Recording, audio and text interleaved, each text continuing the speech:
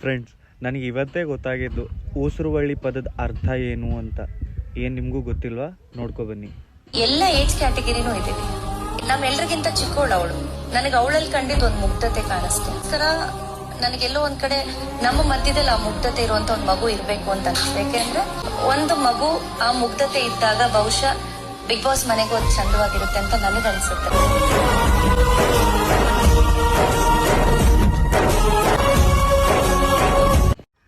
ಈ ವಿಡಿಯೋ ನೋಡಿದ್ಮೇಲೆ ಉಸುರುವಳ್ಳಿ ನನ್ನ ಉಸುರುವಳ್ಳಿ ಚಮಕಸಿ ಬಿಟ್ಟಿಯಲ್ಲಿ ಚಮ್ಮಕ್ ಚಲ್ಲಿ ಈ ಸಾಂಗ್ ನೆನಪಾಗುತ್ತೆ. ಇಷ್ಟೊಂದು ವಿಷ ತುಂಬಿಕೊಂಡಿರೋ ನೀವು ಪ್ರಾರಂಭದಲ್ಲಿ ಇಷ್ಟು ಒಳ್ಳೆಯವರಾಗೋಕೆ ನಾಟಕ ಯಾಕೆ ಮಾಡಿದ್ರಿ?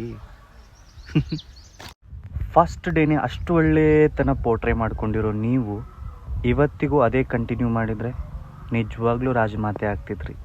ಈ ಥರ ಕುತಂತ್ರಿ ಅಲ್ಲ.